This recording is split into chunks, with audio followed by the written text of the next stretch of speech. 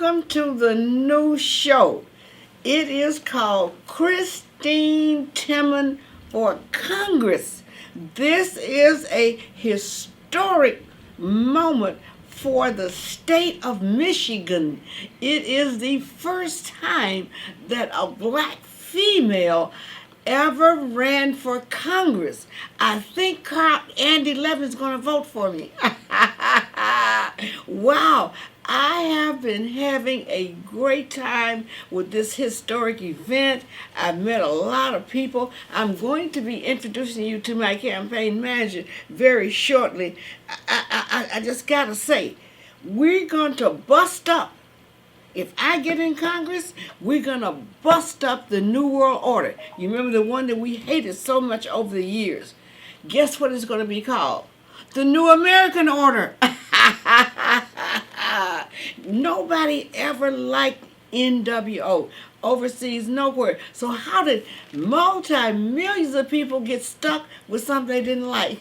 But we're going to have to start busting out of that, and we're going to help Donald Trump to make America great again. And if I have my way, all these House members who are punishing him with impeachment, I got some action for them if I get there. They better look out when I get there, because I don't like the way it's being done. I think some of it is plagiarized. I don't like it, so I will be dealing with that. And so I just really appreciate you guys for showing up here. I've got a lot to say, but I think I should let my campaign manager speak, because I am just so excited. Guys, I am so excited. We fixing to take America back. We're going to form the New American Order. Takeover manager. Eddie Kabacinski, he is a Warren City Council person. He drafted me into this thing, and I'm just so happy. Shoot away to Eddie Kabacinski. Great guy. Thank you, Ms. Timmon. Appreciate it. Hello, my name is Eddie Kabacinski. As Ms. Timmon said, I'm the Warren City Councilman for District 5. I want to go over just real briefly what is the campaign all about and what areas we're going to be campaigning in, and contact information. If the press, TV, or any group or organization would like to hear Ms. Timmon speak to them on her behalf and about her campaign goals, and just in general speaking, a little bit more about Ms. Timmon and her qualifications for running for Congress. So Ms. Timmon is running for the 9th Congressional District. Michigan's 9th Congressional District is located in parts of Oakland and Macomb counties in the southeastern areas of Michigan. It includes mainly the communities of Ferndale, Royal Oak, Hazel Park, St. Clair Shores, Warren, Bloomfield, and Sterling Heights. The seat has been, the 9th Congressional District has remained Democratic since 2009, when the seat was last held by Republican Joseph Nolenberg. So more specifically, the cities, townships, and villages that we will be visiting here in the upcoming days, weeks, and months ahead here before the primary would be the cities of Berkeley, Clawson, Centerline, East Point, Ferndale, Fraser, Hazel Park, Huntington Woods, Madison Heights, Mount Clemens, Pleasant Ridge, Royal Oak, Roseville, St. Clair Shores, Sterling Heights, City of Warren, and in these townships, Bloomfield, Clinton, and Southfield, and the villages of Beverly Hills, Bingham Farms, and Franklin. So if you live in any one of these localities, Ms. Timmon will be visiting your city and going to your city council meeting to go and speak to the city council and inform, or your village council or your township council, and informing her of her campaign intentions, and be available to answer any questions or concerns from the constituents that are in those cities that the 9th Congressional District covers. With that said, I'll turn it back over to Ms. Timmons. Wow, I just feel so honored to have the Warren City Councilman Mr. Eddie Kabacinski as my campaign manager. He is a great guy. He's really teaching me a lot. And thank you so much, Mr. Kabacinski. Well, let me just explain to the people why I decided to run. I started as an independent because I wasn't sure. My ear is a little polarized.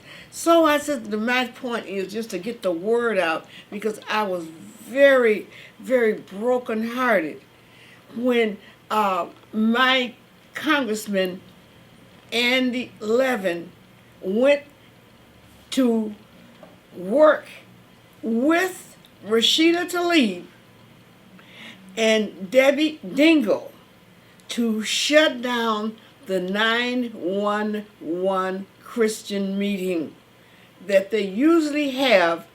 A couple of days they do that. You just mourn the loss of people who died. That's all it was all about. They turned it into a worldwide war. I saw the pastor the last day he came on. He was practically in tears, said he wasn't going to do it this year. They trashed it. Rashida and Debbie and my congressman trashed a Christian meeting on behalf of the lives and deaths of the people in 911. I almost had a heart attack. I couldn't even believe he was doing that. And then to say that, well, it's Islamophobia and it's racist, and I said, what is wrong with him? I said, this is it, because I was already upset, and I had already told him to stop calling his constituents white supremacists and white racists and white nationalists. I kept saying, what do you people think you're doing? You can't do that. Everybody is protected by the Civil Rights Act of 1964 and Amendments 5 and 14 were all equally protected. I was very upset about that. So when he went and to the 911 meeting and shut that down, wow, because Mr. Kabacinski will tell you, I went to the Warren City Council about some of the things that he was doing. But when he went and shut down that meeting, I knew then that, okay, I really do have to run for this office and try to make a change because I think everybody should be properly represented by their representative in Congress. So what I did the day after 911, I think my producer may still have that clip shot. I went to Andy Levin's office and I told him off, the office script people, and I told them what we're going to do. Before I leave this office, we're going to have 30 seconds of prayer around here. Everybody be quiet. Bow your head. So we did have the 30 seconds of prayer. So whether Andy Levin liked it or not, we had a 911 prayer session. It might have been the next day, but we did have it, and it was in his office. So that's why I'm sitting here today on behalf of my constituents in the 9th District. The other reason I'm doing it, somebody's got to go fight the squad. Somebody got to do it. Somebody who's ready for it, who has all the years of experience that I have, who knows practically every word of the Constitution, who knows how to get with them on a higher level. Coming, cursing in front of their children, religious persecution, racial persecution. That's not what I'm going to do. I'm going to come and bring something we need. I'm going to bring a new American order. See, those people, the squad is from the New World Order. They brought those people here in this New World Order to take down Americans first. And then, as you well know, it's all over the world and took everybody down. Well, we started all over again. I get to D.C., this is going to be the new American order. Just like Trump said, we're going to make America great again and greater than great again. So I just have to appreciate my campaign manager again, for giving me the courage that it takes to come out here. So I'm going to let him say a few more words, and then I'll come back and give you a couple of bullet points in my campaign. please, tell me what you think now about, my new American order. Well, as you said, Ms. Timmon, your support for the president and trying to get rid of the squad, that's very, very important. As you've seen through this impeachment process, it's been very unfair for the president. There were secret meetings held by Adam Schiff down in the basement of the Congress. The whistleblower had meetings with Mr. Schiff and his administration, and then he lied about it on national television and said, well, no, I never had any encounter with the whistleblower. The president and the president's lawyers were never able to question the whistleblower, and this is turned into this impeachment nonsense that we have now. What has happened is our Congress, they have the power of impeachment. They impeach the president.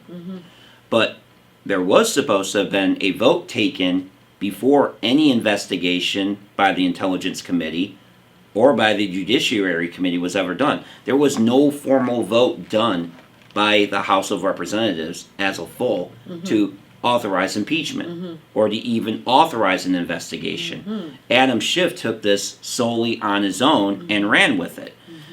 So they forgot a very integral part of impeachment. If anybody looks at the original impeachment of President Clinton in 1996, it was done by the authorization of the whole House of Representatives, not by one House representative that wanted to use his committee to go after the president.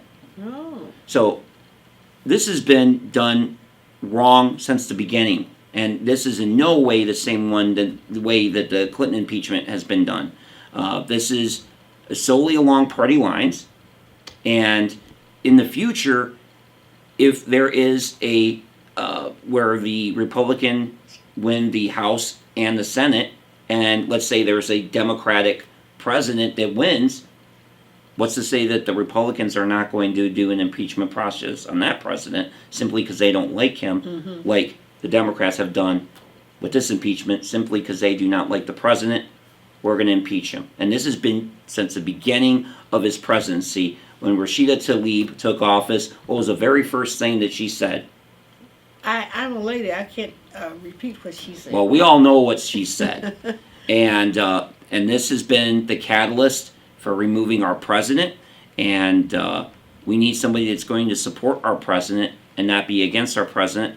And you have seen so much that he's accomplished. Oh, yes. And you would agree, he's made life better for minorities and African Americans in this country. The way I see it, he doesn't have, no president has to make anything better for anybody because of their race. You need to be doing that yourself. But he came in and showed them how the Democrats have brought them down lower than a snake's belly. When he went and told Elijah Cummings, man, you had billions of dollars over these years, multi-billions, and look at your people. That was great. We had an outpouring all around the country. Mostly white people went and cleaned up that area. Wow. So he has been teaching the blacks how to take some control. You got the walk away movement. You got so many of them now are running for Congress. So yes, and it's unfortunate that he had to do that, but he had no other choice. The way Obama, he took the blacks down. We won't even get into it. But Trump really are bringing the black people up. You see where I'm sitting? I'm telling you, I am just so enthralled about all of these historic moments for African Americans since Trump has been in office. I think it's just absolutely outstanding. Now, insofar as impeachment goes, I've been reading the Constitution since I was elementary school. Now, I have 20 years of studying at Thomas M. Cooley Law Library, and I've been in federal court several times on the higher level. It says in Article 1, Section 2, that the House shall have the power of impeachment. But there's a due process. In order to make it complete, the House can't do an investigation. They got to take the investigation to the Senate. In Article 1, Section 3, it says the Senate shall investigate all cases of impeachment along with the Chief Justice. And in order to have the impeachment, the Senate has to convict whoever you're going after. That's the way the Founding Fathers wrote it, and that doesn't end it. You got to go to Article 2, Section 4. That's the impeachment clause itself. It says you can remove somebody from office on impeachment after conviction. You can't impeach nobody before a conviction. Then Article 3, Section 2 says when ambassadors are involved, the Supreme Court shall have the original jurisdiction and the appellate jurisdiction to try all laws and facts of a case. When anytime you got foreigners involved like that, I don't care what case it is, the Supreme Court steps in. So even if the Senate convicts Mr. Trump, he can just appeal it to the Supreme Court, because the Founding Fathers, here's what they wanted. They didn't want one group of people, a 2-year Congress, to be able to come in and just throw a president out. That's why they fixed it so all 3 areas of government has to agree that this person is bad. The House say, look, he's bad. We want to impeach him. Take it to the Senate. Senate say, okay, we're not going to impeach him. Then he can't be impeached. You got to have all 3 branches. They announced this big impeachment before they had all 3 branches. What they should have said was, we are ready for impeachment and we're sending our articles to the Senate for impeachment. That's not what Nancy did. She stood up there and said, the president is impeached. And I'm trying to figure, what is she talking about? Hasn't been a Senate conviction. There's not an impeachment clause conviction, and it certainly hasn't been a U.S. Supreme Court conviction. So I consider, in my knowledge, I say she overthrew the government because she ignored the Senate hadn't said anything, and the Supreme Court.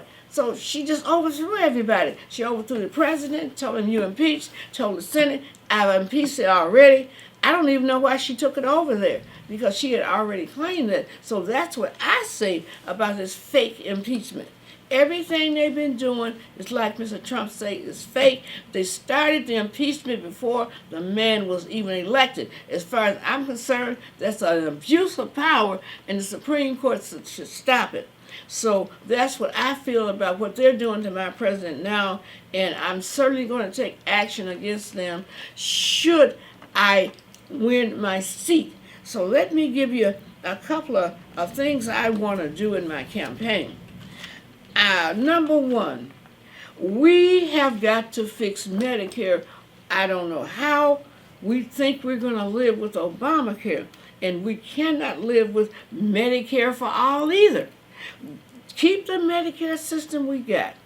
Of course, we know a lot of people are going to be on welfare for a while before I cut the whole thing off. But I believe that low-income people should be on Medicaid. If you're unemployed, you need to be on Medicaid. Rather than what they're saying, just take all of our Medicare money and just throw it down the drain. If you are a low-income person, I believe you should be allowed to keep half of your Medicaid when you get your job, so your employer would only have to pay half, and then you can get a raise, and the employee can have some in his pocket, for business expenses. That's just one of the ideas I've always had. And also, I'd like to end welfare as we know it and adopt a true workfare program. That if you really want to take care of the welfare of the people of the United States, you got to teach them how to work and how to make their own way in life. And that will end welfare as we know it. There will be no welfare if you don't go to job training. We're not going to give you $40,000 a month just for you to sit down. If you're getting that $40,000, some of it's going to be used to pay for your education, and that's the way it's going to be. If you don't want to do it, well, then you're going to be up. You won't get anything. Another thing I think we need to do: start incentivizing families. Legally married couples who produce children from their own marriage, they should be helped. This was bust this baby mama, baby daddy, single mom syndrome. That has been one of the worst things the Democrats did to America, because before they brought in that welfare and drug system in the African American community, just about everybody was married. But they brought the welfare and the drugs, and the women just abandoned. They abandoned the family before the men did, actually. So that's what I want. I want to see families incentivized, because when you incentivize a woman who doesn't have a husband, all she gonna do is have babies, and then the kids, you know where the kids wind up at. I just want to start it all over again in the new American order, where families are seen as the number one people, not single mom. It destroys children. And one of the things, it's not all of my project. I'm getting this from Poland, Switzerland, and it's one other country, Hungary. That's what they're doing. And I was really shocked, because it's always been one of my ideas, but they're already doing it.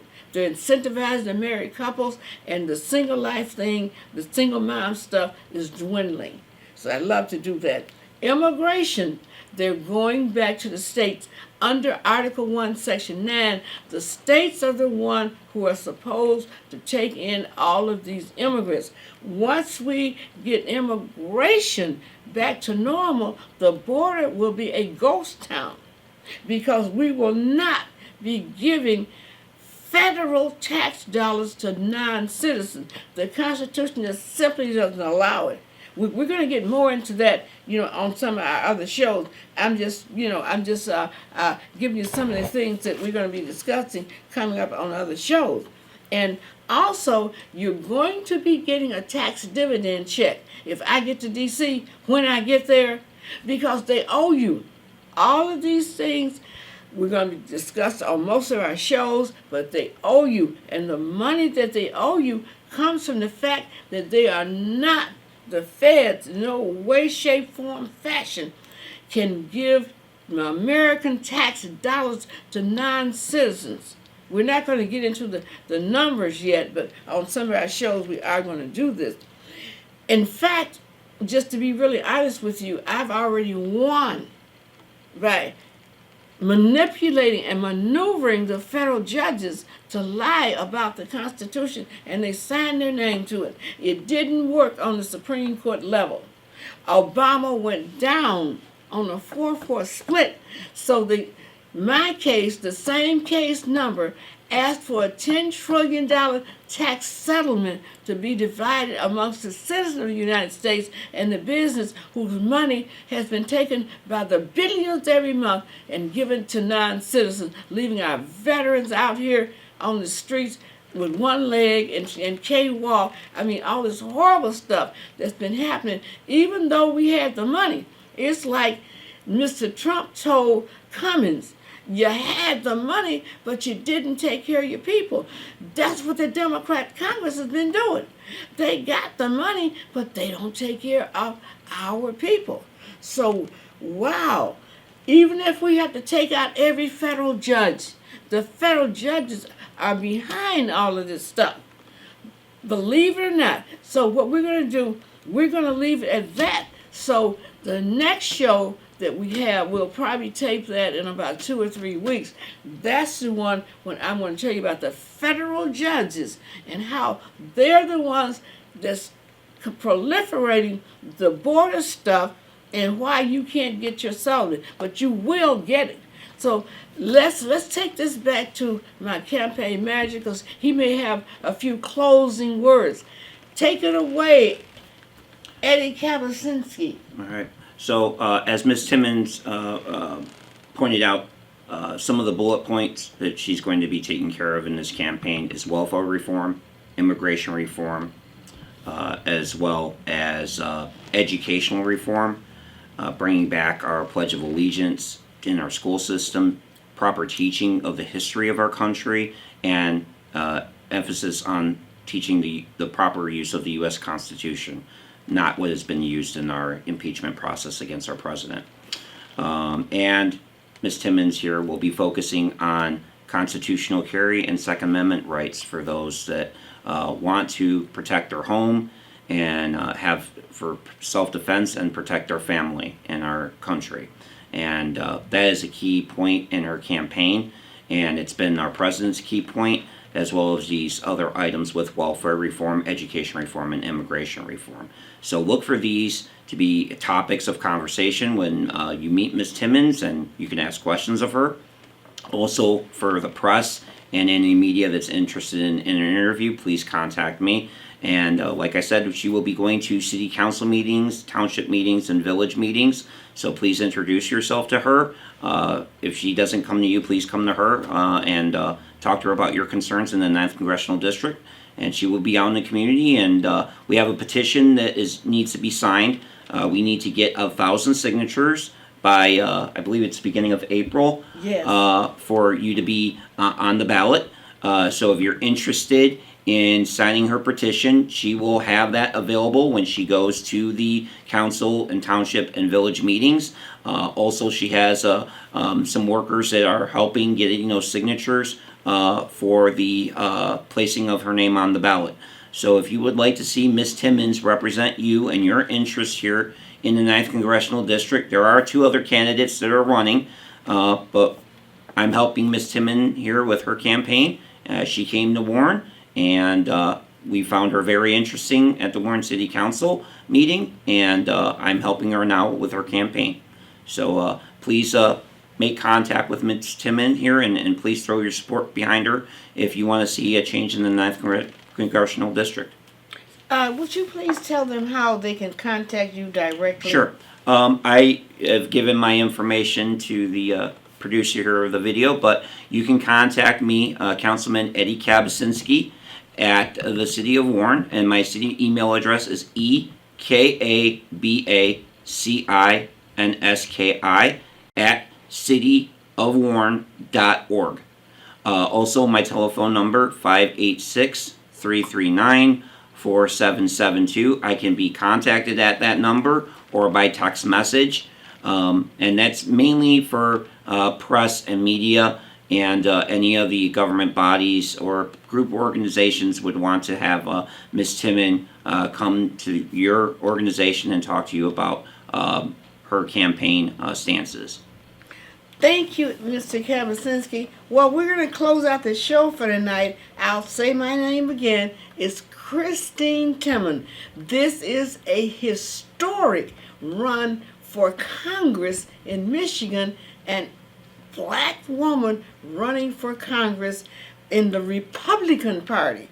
This is extremely historic. You can reach me at 586-675-4563. I'll speak in anything you need me to speak at. You can, my email is christinetimmon at gmail.com. CHRISTINE